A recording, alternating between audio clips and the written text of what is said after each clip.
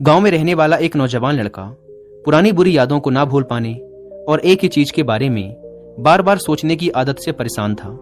अगर उसे कोई कुछ कह देता या फिर उसके साथ कुछ थोड़ा सा भी गलत हो जाता तो वो बस उसी एक घटना के बारे में पूरे दिन सोचता रहता।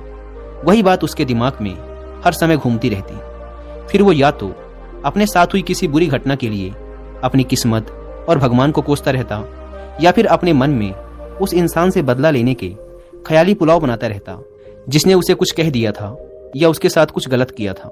अपने इस ज्यादा सोचने की आदत की वजह से ना तो लोगों के साथ उसके अच्छे रिश्ते थे और ना ही वह किसी काम को अच्छे से कर पाता था। वह हर समय तनाव व मानसिक अशांति की स्थिति में रहता। उसकी ऐसी हालत को देखकर उसके एक मित्र ने उसे सलाह दी कि यहाँ पास के ही एक बौद्ध मठ में एक जैन मास्टर रहते हैं, तुम उनके पास जाओ, वो तुम्हारी इस मानसिक समस्या का कोई न कोई समाधान अवश्य बता देंगे। वह नौजवान लड़का जैन मास्टर के पास जाता है और अपनी समस्या उन्हें बताता है कि कैसे वो एक ही घटना के बारे में बार बार सोचता रहता है और पुरानी बुरी बातों व यादों को भूल नहीं पाता। लड़के की समस्या सुनने के बाद जैन मास्टर वहां से उठकर मठ के अंदर चले जाते हैं। जैन मास्टर का बिना कुछ उत्तर दिए यूं उठकर चले जाना लड़के को कुछ अजीब सा लगता है, लेकिन वो फिर भी वहीं बैठा रहता है।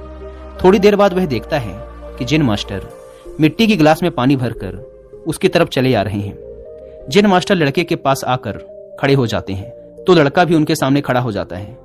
जैन मास्टर लड़के से पूछते हैं, बताओ इस गिलास का वजन कितना होगा? लड़के ने कहा, मैं एकदम सटीक तो नहीं बता सकता, लेकिन इस गिलास का वजन बहुत ही कम है।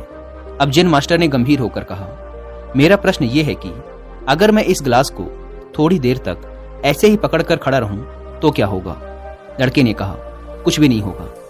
जैन मास्टर ने फिर पूछा, अगर मैं इस गिलास को इसी तरह 1 घंटे तक पकड़ कर रखूं तो क्या होगा? आपके हाथ में दर्द होना शुरू हो जाएगा। लड़के ने कहा।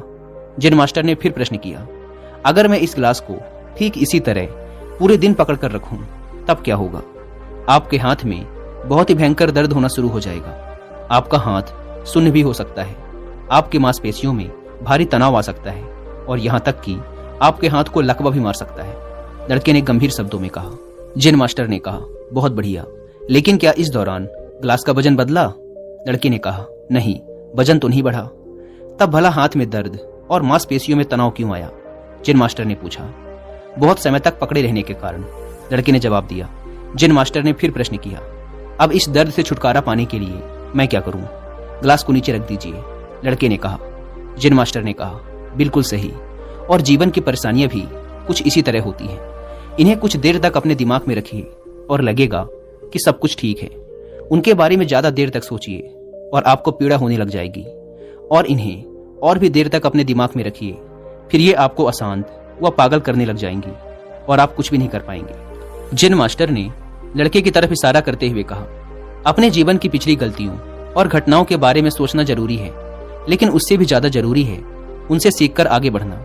अगर तुम एक ही बात को पकड़कर बैठे रहते हो तो ठीक उस गिलास की तरह यह भी तुम्हारे जीवन में दर्द पैदा कर देगा।